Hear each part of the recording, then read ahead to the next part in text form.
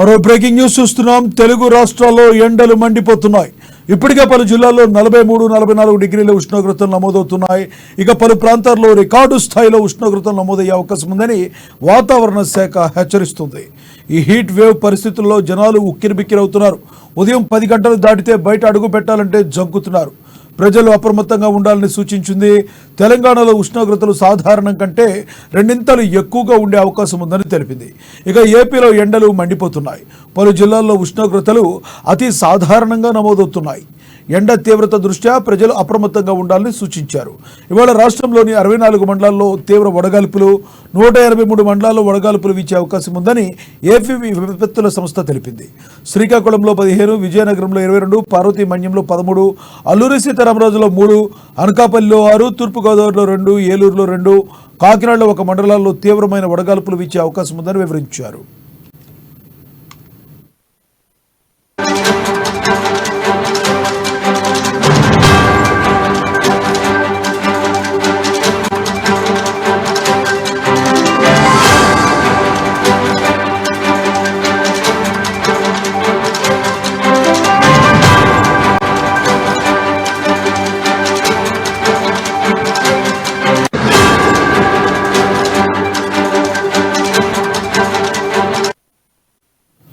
తెలుగు రాష్ట్రాల్లో ఎండలు మండిపోతున్నాయి. ఇప్పటికే పలు జిల్లాల్లో 43-44 డిగ్రీల ఉష్ణోగ్రతలు నమోదవుతున్నాయి.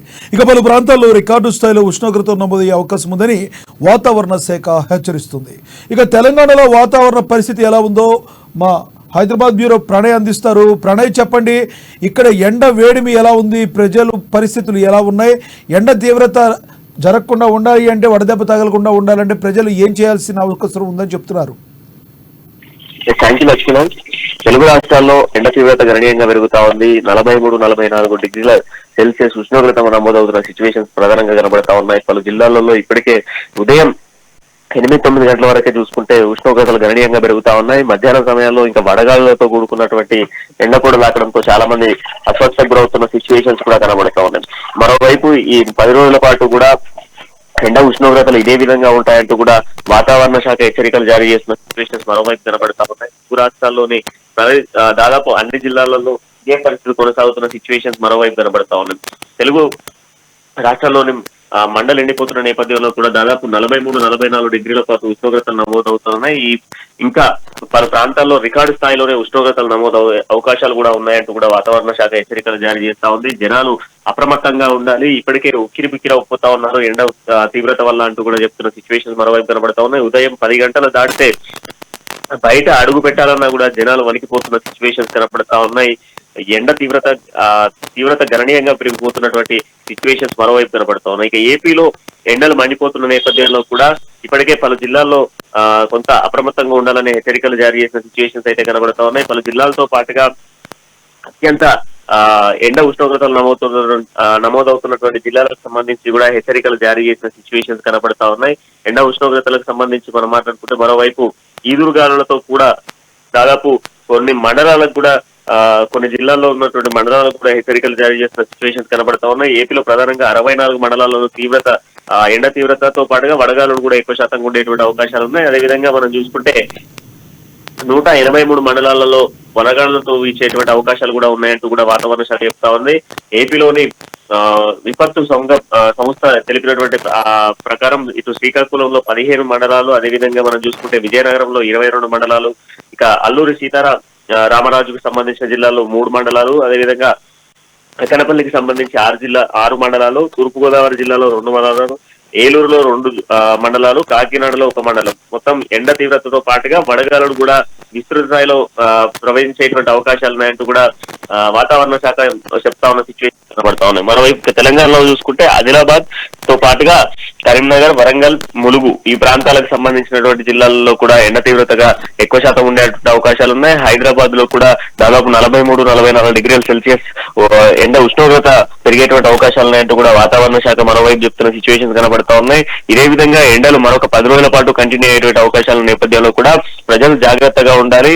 10 దాటితే ఎవరు బయటికి రాకపోవడం ఉత్తమం. అంతేకాకుండా వృద్ధులతో పాటుగా బాలింతలతో వృద్ధులు, బాలింతలు, అదే విధంగా చిన్న పిల్లలు ఎవరు కూడా ఉదయం 10 దాటిన తర్వాత ఎట్టి పరిస్థితుల్లో కూడా బయటికి రావద్దు. ఏదైనా అప్రమత్తమైనటువంటి ఎమర్జెన్సీ ఉంటే మాత్రమే వెళ్ళాలి తప్ప వేరే ఇతరత్ర విషయాలకు సంబంధించి వెళ్ళకూడదు. అంతేకాకుండా సాయంత్రం 5 తర్వాత ఏదైనా పని ఉంటే చూసుకోవాలి తప్ప డే టైమ్ లో చేయొద్దు అంటూ కూడా వాతావరణ శాఖ చెప్తా ఉంది. ఎందుకంటే ప్రస్తుతం ఉన్నటువంటి సిచ్యువేషన్స్ లో ఈదురుగాలతో వస్తున్నటువంటి వడగళ్ల ఎఫెక్ట్ కి చాలా మంది ప్రాణాలు కోల్పోతున్న సిచ్యువేషన్స్ కనబడతా ఉన్నాయి. కొన్ని గ్రామాలలో చూసుకున్నట్లయితే వృద్ధులు ఇప్పటికే వడగాలుల తీవ్రతకు తట్టుకోలేక అస్వస్థతకు గురవుతున్న సిచ్యువేషన్స్ కూడా మరోవైపు చూస్తా ఉన్న నేపథ్యంలో కూడా ఈ ఎండలు ఎప్పటికే ఏప్రిల్ చివరి దశకు వచ్చేటప్పటికీ ఎండ తీవ్రత మరింత పెరిగింది. ఇంకా దాంతో పాటుగా వచ్చే మేలో ఇంకా ఎండ తీవ్రత పెరిగేటువంటి అవకాశాలు ఉన్నాయి కనుక ఇంకా జాగ్రత్తగా ఉండాలంటూ కూడా వాతావరణ శాఖతో పాటుగా పలు స్వచ్ఛంద సంస్థలకు సంబంధించినటువంటి సంఘాలు కూడా చెప్తున్న సిచ్యువేషన్స్ కనబడతా ఉన్నాయి లక్ష్మీనాథ్. అయితే ప్రణయ్, నార్మల్గా చూసుకుంటే ఈ ఎండాకాలం అందరికీ తెలుసు, చలివేంద్రాలు అనేవి ఎక్కడికక్కడ కొంతమంది ప్రైవేట్గా కూడా ఏర్పాటు చేస్తూ ఉంటారు. మరి ప్రభుత్వం ఏమన్నా చలివేంద్రాలు, మజ్జిగ చలివేంద్రాలు కానీ నీటి చలివేంద్రాలు కానీ ఏర్పాటు చేసే అవకాశం ఏమైనా కనపడుతుందా ప్రజల దాహార్తి తీసేందుకు? అలాగే ప్రజలతో పాటు పశుపక్షాలకు సైతం ఈ ఎండ అనేది చాలా దారుణమైన పరిస్థితులు కనబడుతున్నాయి. మరి ఈ పశువులకి కూడా నీటి అందించాలి అంటే నీటి వనరులు ప్రభుత్వం ఎటువంటి చర్యలు ఏమైనా తీసుకునే అవకాశం కనబడుతుందా? రెండు రాష్ట్రాల్లో ఎన్నికల కోడ్ ఉన్న నేపథ్యంలో లక్ష్మీనాథ్ ప్రస్తుతం ఉన్న సిచ్యువేషన్స్ లలో కొంత పార్టీలకు సంబంధించినటువంటి నాయకులు ప్రభుత్వాల నుంచి ఎటువంటి చర్యలు అయితే కనిపించట్లేదు. ఇక రాష్ట్రానికి, మన తెలంగాణ రాష్ట్రానికి సంబంధించి మనం చూసుకున్నట్లయితే కొంత ఇప్పటికే కొన్ని స్వచ్ఛంద సంస్థలు వాటికి సంబంధించినటువంటి పశువులకు సంబంధించినటువంటి సేకరణలో గోశాలకు సంబంధించిన వాళ్ళు కావచ్చు, గో సంరక్షణకు సంబంధించినటువంటి సొసైటీ వాళ్ళు కావచ్చు ప్రత్యేక నీటి వనరులు ఏర్పాటు చేయడం జరిగింది. ఇక దాంతో పాటుగా జిహెచ్ఎంసీలో ఉన్నటువంటి వీధి కుక్కలకు కావచ్చు లేదా పశువులకు కావచ్చు వీటికి సంబంధించి జిహెచ్ఎంసీ సిబ్బంది కంప్లీట్ గా కూడా కుండీలను ఏర్పాటు చేయడం జరిగింది. వాటర్ కుండీలను కూడా ఏర్పాటు చేయడం జరిగింది. తాగునీటికి కొంత పక్షులకు కావచ్చు లేదనుకుంటే జీవరాశులకు ఇబ్బంది తలెత్తకుండా కూడా ఏర్పాటు చేసిన సిచ్యువేషన్స్ మరోవైపు కనబడతా ఉన్నాయి. ఇక దాంతో పాటుగా ఏదైనా అత్యవసర పరిస్థితుల్లో బయటికి వెళ్ళినటువంటి వాళ్లకు కొంత వేసవి సమయాల్లో ప్రతి గంటకి లేదా హాఫ్ అన్ అవర్ కైనా వాటర్ తాగాల్సిన సిచ్యువేషన్ ఏర్పడుతుంది. ఈ నేపథ్యంలో ఎక్కడ పడితే అక్కడ మనం నీళ్లు కొనలేము, తాగలేము కనుక కొంత వాటికి సంబంధించి కొన్ని స్వచ్ఛంద సంస్థలు అదేవిధంగా కొంత వ్యాపారులు కూడా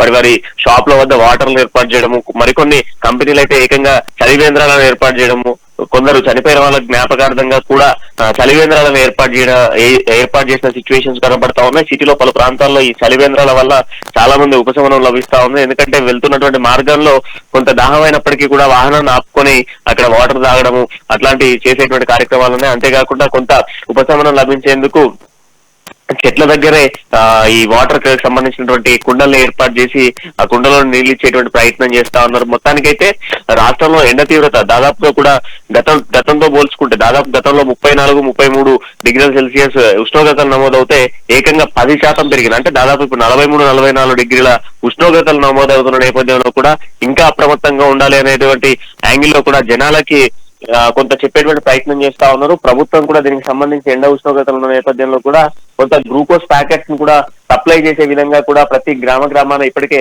ఉదయం సమయాల్లో గ్రామాలలో ఈ కరువు పనికి సంబంధించిన కార్యక్రమంలో చాలా మంది వెళ్తా ఉంటారు. సో ఈ నేపథ్యంలో కూడా వాళ్ళకి గ్లూకోజ్ ప్యాకెట్స్ అందించే విధంగా ఆశా వర్కర్లతో పాటుగా ఇటు మనకు అంగన్వాడీకి సంబంధించినటువంటి వర్కర్స్ తో గ్లూకోజ్ ప్యాకెట్స్ ను ప్రతి ఇంటికి చేరే విధంగా కూడా ప్రభుత్వం చొరవ తీసుకుంటా ఉన్నాయి. సో ఈ నేపథ్యంలో మరికొంత అప్రమత్తంగా ఉండాలి. రాబోతున్నటువంటి నెల రోజుల పాటు కూడా ఉష్ణోగ్రతలు పెరిగేటువంటి అవకాశాల నేపథ్యంలో తగు జాగ్రత్తలు చేపట్టాలనేది ప్రభుత్వాలు సూచిస్తా ఉన్నాయి. అదేవిధంగా ఎప్పటికప్పుడు కూడా వాతావరణ శాఖ వెల్లడిస్తా ఉంది. ఉష్ణోగ్రతలు పెరిగే నేపథ్యంలో జాగ్రత్తలు వహించాలంటూ కూడా చెప్తున్న సిచ్యువేషన్స్ మరోవైపు కనబడతా ఉన్నాయి లక్ష్మీనాథ్.